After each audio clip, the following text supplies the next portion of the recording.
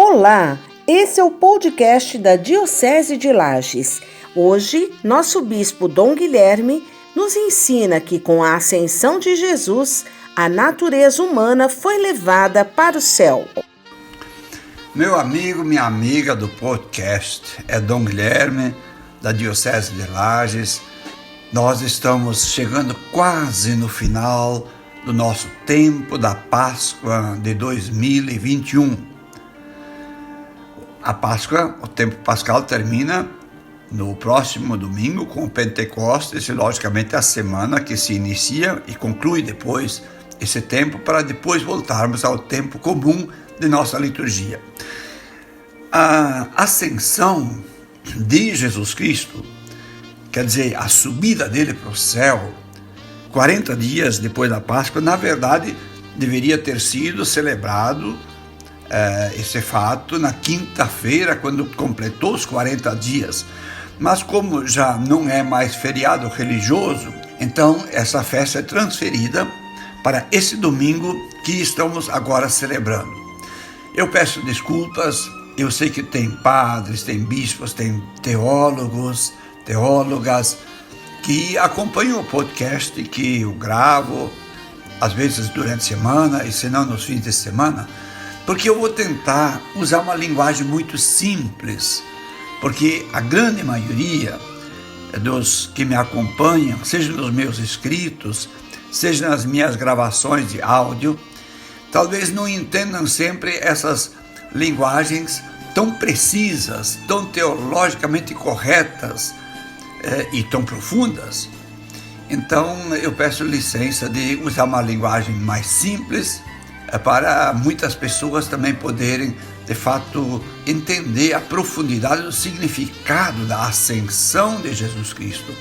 Logicamente que eu tenho que falar muito pouco daquilo que deveria ser dito, porque isso pode se escrever livros sobre a importância e o significado da ascensão de Jesus. Como eu disse, seriam 40 dias depois da ressurreição, mas nós celebramos no domingo.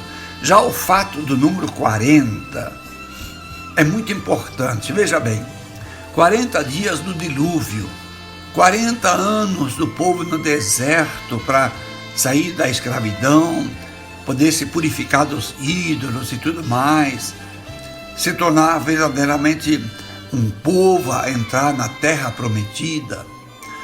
40 dias, 40 noites de Jesus no deserto, depois do seu batismo, antes de voltar para Nazaré, na sinagoga, e iniciar sua vida pública. E 40 dias depois da Páscoa, até a sua ascensão, e dizendo, não se afastem de Jerusalém ou da Galileia, porque eu vou mandar o Espírito Santo sobre vocês. Então, o 40 é um número não matemático, não aritmético, mas é um número teológico, do tempo necessário para a manifestação ou para que a obra de Deus possa acontecer.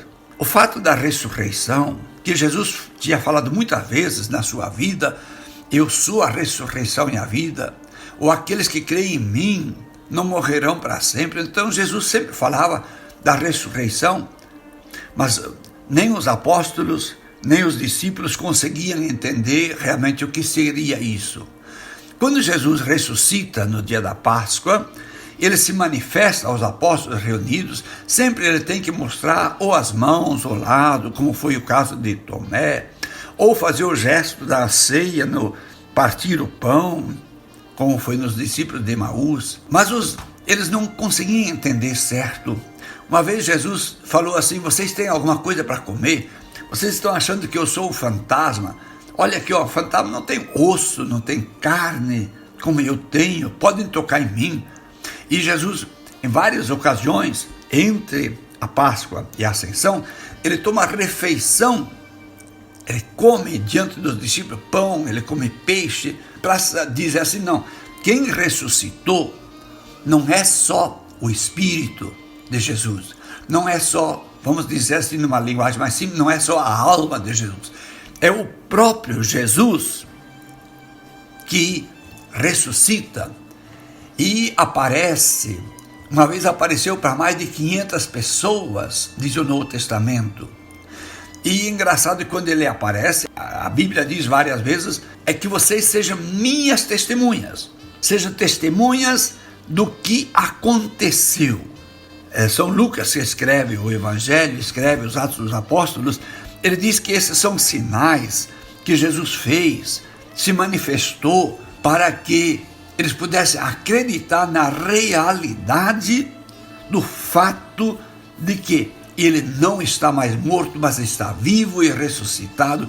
Por isso ele aparece e se manifesta. Ora, nesse domingo nós temos na palavra de Deus, quando vai preparar para dizer da ascensão, diz assim, após uma refeição, Jesus chamou os discípulos e os levou para fora da cidade, numa montanha, e então lá ele dá ordem, ide, anunciar o evangelho a todas as criaturas, ou a toda criatura.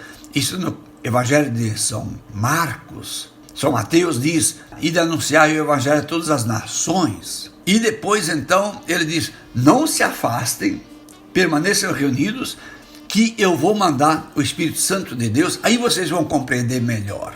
E então, depois de dizer isso, lá na montanha, aí ele começa a se elevar à vista deles, diante dos olhos deles, vai subindo até que uma nuvem o esconde.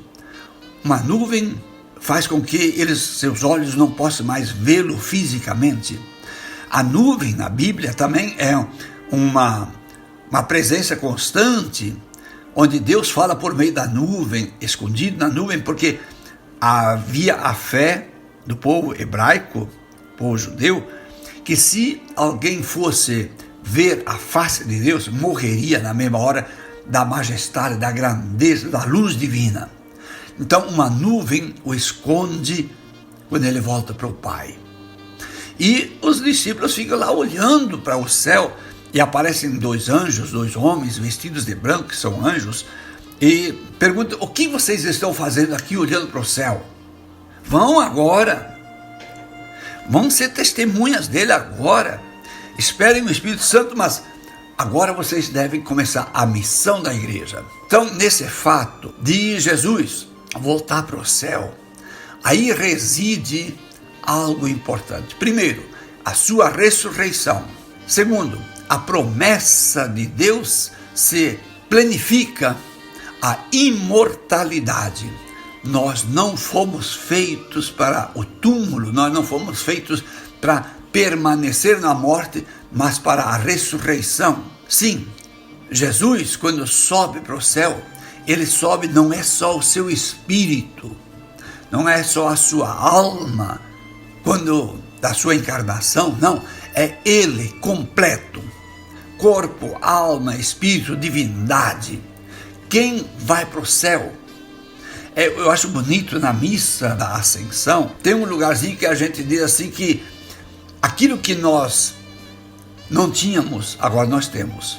E aquilo que nosso corpo, nossa humanidade agora está ressuscitada no céu já como primícia, como primeiro fruto, Cristo que subiu ao céu, em corpo e alma, em divindade. Ele está lá à direita do Pai. Diz lá, ele subiu ao céu e está à direita de Deus Pai.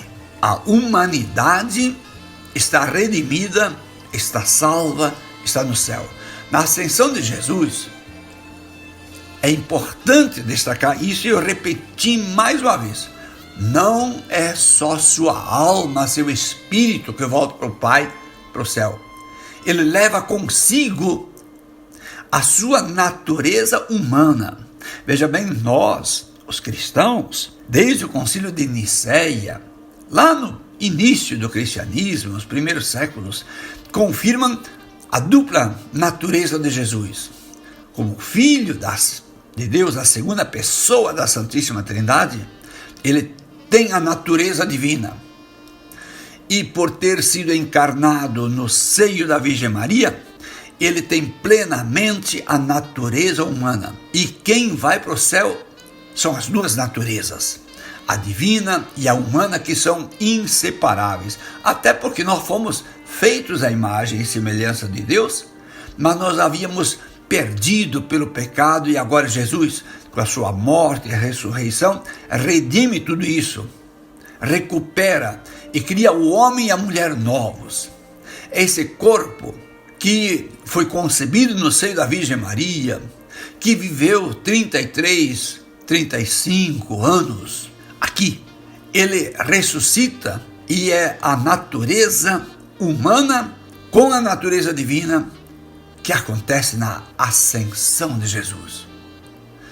Então esse corpo em tudo é semelhante ao nosso corpo, com todos os componentes e necessidades físicas de um corpo humano, foi o corpo de Jesus. Só que agora, depois da ressurreição, ele é um corpo glorioso. Diz o prefácio da missa dos defuntos: desfeito esse nosso corpo mortal, é nos dado no céu um corpo incorruptível. Então, depois da ressurreição, um corpo glorioso. Então, a nossa humanidade sobe com Jesus. Jesus leva a nossa humanidade e a apresenta, salva e redimida diante do Pai. Como isso foi possível? Nenhuma ciência humana, nenhuma razão humana pode explicar. Aí entra o salto do mistério da nossa fé. A fé não é crer naquilo que já é provado cientificamente, não. A fé é você acreditar naquilo que ultrapassa o alcance nosso. Jesus fez questão de, durante os 40 dias, estar com os discípulos, aquilo que eu já falei antes, de se manifestar, de tomar refeição, comer pão, comer peixe diante deles, deixar-se tocar, para que o cristianismo não fosse uma religião de uma fantasia, de uma quimera, de uma invenção. Ela está fundamentada em cima dos testemunhas, homens e mulheres que viram ele vivo, ressuscitado depois da paixão e da morte e do sepultamento dele. Testemunhas que viram ele levantar as mãos e os abençoar lá no alto da montanha e subir diante deles. Então, a ascensão de Jesus é uma festa religiosamente falando sumamente importante. Em São Lucas diz que ele os abençoou. Quer dizer, Jesus, o último ato de Jesus, enquanto presente nesse mundo, foi devolver aquela bênção inicial. Porque na primeira página da Bíblia, primeiro capítulo, a partir do versículo 26 em diante, quando Deus cria o ser humano, homem e mulher, Deus os fez, e lá diz: e Deus os abençoou no pecado, não porque Deus quisesse retirar a bênção, nós não quisemos mais, como humanos, a bênção divina. Agora, depois de redimidos, depois de salvos, o último gesto, eu acho bonito isso no Evangelho de São Lucas, Jesus, erguendo as mãos, os abençoou, e enquanto os abençoava, foi subindo diante deles. Por isso, também nós precisamos celebrar com muita alegria, com muito fervor, esse momento tão importante. Meu irmão, minha irmã, sejamos honestos, sejamos justos, sejamos misericordiosos, sejamos caridosos, sejamos solidários, porque a nossa vida, quer você creia, quer você não creia, a nossa vida não termina no último batimento do nosso coração. A nossa vida não termina no último momento de consciência, quando o cérebro se apaga. Nossa vida não termina, nossa vida se eterniza em Deus. E nossa humanidade, a natureza humana, já está no céu, porque Jesus subiu ao céu, ele ressuscitado. E não foi só a sua alma, não foi só o seu espírito. Quando nós rezamos o Creio em Deus Pai, na missa, ou num culto, ou quando a gente reza o terço, nós cristãos rezamos: creio na ressurreição da carne, creio na vida eterna.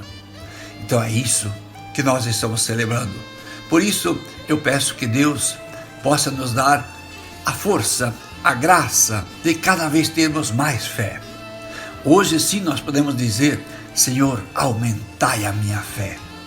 Porque eu não preciso da ciência para entender, porque eu não consigo entender isso pela ciência. A ciência é muito pequena para isso. Mas eu creio por causa dos homens e das mulheres que foram testemunhas, que viram, que ouviram, que almoçaram, que jantaram, que tomaram a refeição, que tocaram no corpo ressuscitado de Jesus Cristo e que ouviram subir até que uma nuvem o escondeu. E ele volta a cada dia para nós, ele volta a cada instante para nós. Eu não vou deixar vocês órfãos, escreve São João.